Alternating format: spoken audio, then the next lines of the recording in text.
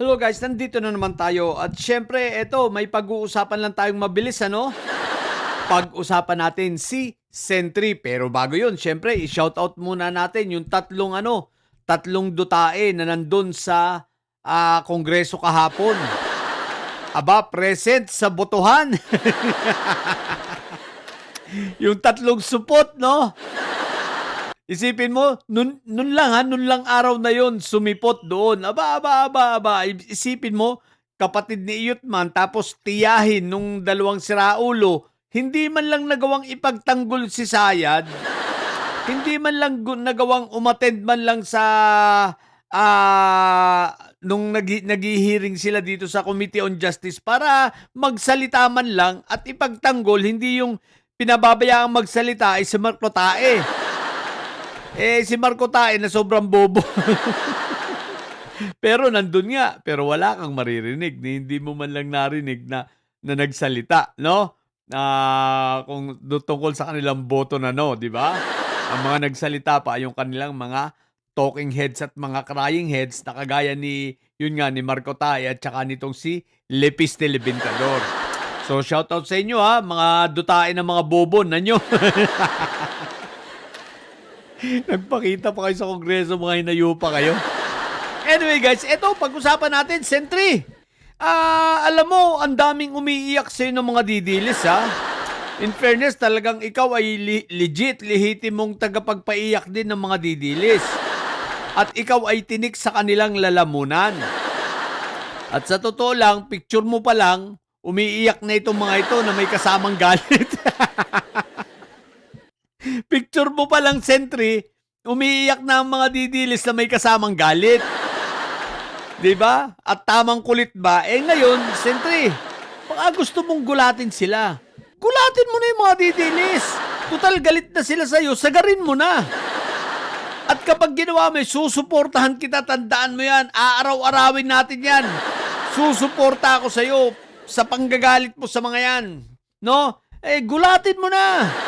Sa pamamagitan ng mag-declare ka na. Mag-declare ka, tumakbo kang presidente.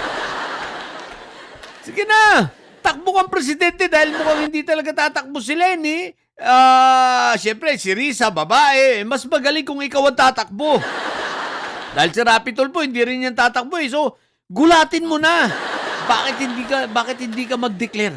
At kagayahin mo si Inday Sayad, Sentry, sabihin mo tatakbo kang presidente. At syempre, ipapangampanya kita, sigurado yan. Pero pag ginawa mo yan, ang daming iiyak. Sigurado ako, itong mga didilis, luluha ng dugo yan. At sigurado ako, biglang ma-active, matataranta yan. Pati yung mga nasa Senado, matataranta yan. Sigurado yan, matataranta mga yan, Sentry. Kaya, ang gawin mo, Sentry, kulitin mo ng totohanan. Ibig sabihin, mag-declare ka, takbo ka ng presidente at pagka-declare mo kulitin ng mga lalo si Senator Esprigitic, manggigigil yan. Si Cayetano, manggigigil sa'yo yan dahil dati nang gigil yung mga yan sa'yo. So ngayon, pag nag-declare ka ay sigurado, lalong gigil na gigil ang mga yan. Pero, pabayaan mo silang manggigil kasi wala namang bilang yan. Pero kami, susuportahan ka namin. Tandaan mo yan, Sentry. Ako mismo personal, ikakampanya kita at susuportahan kita sa abot ng aking makakaya. Kaya ano pa? Total mapang-asar ka rin lang naman, Sentry. Sa ngiti mo pa lang, iyak na mga yan. Tuluyan mo na nga naman. Nawa Sentry, sana, kahit ako yung simpleng tao lang, sana pakinggan mo ako. No? At i-consider mo ang suggestion kong ito na takbo ka na for president. Sige na, please. At para sa ganun mas masaya ang laban. Ako, aaraw-arawin ko talaga ang mga didilis na yan.